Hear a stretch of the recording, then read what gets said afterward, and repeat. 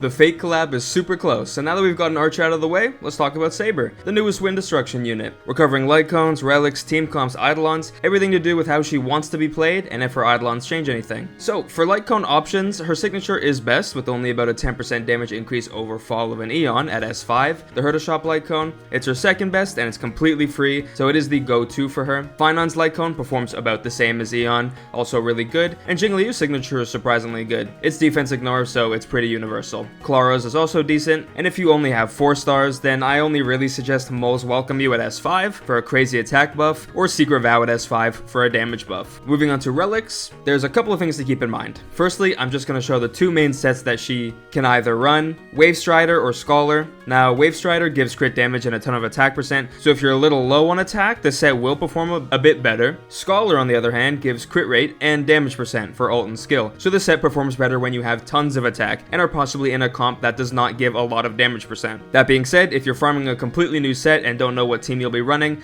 just farm Captain. In a completely matched situation where every factor is the same, Captain does pull a little ahead of Scholar. Now, her planners. Glamoth will generally be best because she gains attack and damage percent, but only when she's at least 135 speed. Running Slow Saber makes the set a lot worse, so SSS is a decent option, giving her just a ton of attack. And then both Rudolin and Inert are pretty decent as well. They're all close enough in performance to where substats make the difference. But if you have to farm one, go Glamoth if you plan to run Saber 135 speed, and then go SSS for Slow Saber. Main stats are very simple: crit rate on the body, because she gets up to 74% crit damage from her kit, speed on the boots if you're trying to run a +1 with an action advance, support, but otherwise go attack percent on the boots if you're running super fast advanced supports, wind damage on the orb, and attack percent on the rope. Finally, substats. So there are a couple things to take note of. Firstly, she gets 32% crit rate from her kit, flat out, and her A6 gives a maximum of 74% crit damage, like I said. So number one thing is to get a little crit rate until you think it's enough,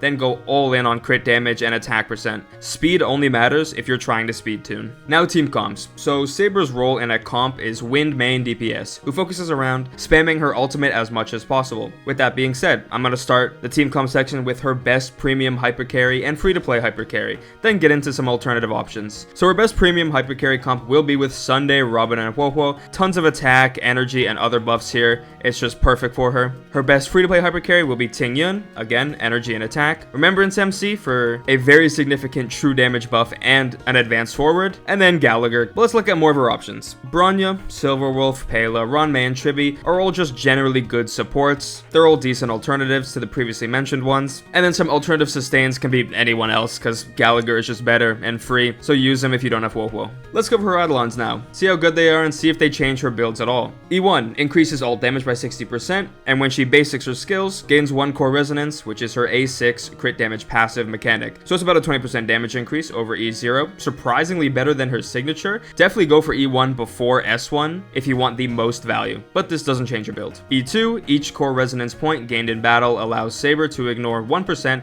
of a target's defense up to a max of 15%. Additionally, when triggering core resonance's skill multiplier, each point of core resonance increases damage multiplier of the skill by 7%. So again, no build change and about a 15% damage increase over E1. E4 increases Saber's wind pen by 8%, and then when she ults, it increases it by a further 4% up to 3 times. So 3 ults will get it up to 12% for a maximum of 20% wind penetration. No build change and a surprisingly strong 20% damage increase over E2. Not a bad E4 for once. But lastly, we're on to E6. Unsurprisingly, it's a broken 90% damage increase over E4, so the wind pen of Saber's ult increases by 20%. The limit to her overflow energy increases from 120 to 200. When using ult for the first time in battle, regens 300 energy, and it can be triggered again after every 3 ults. So no surprise this Eidolon is just stupid for her damage, allowing her to get her ult immediately, more consistently, and with more wind penetration on top. Just completely insane. But that's it for the Fate collab characters. They actually didn't pull a Genshin and make collab characters completely useless. It'll be fun to see how long they can stay in the meta, but I'm gonna be honest, listen, Poyo, the only collab that matters is a JoJo's collab, okay? Come on, get that shit going right now.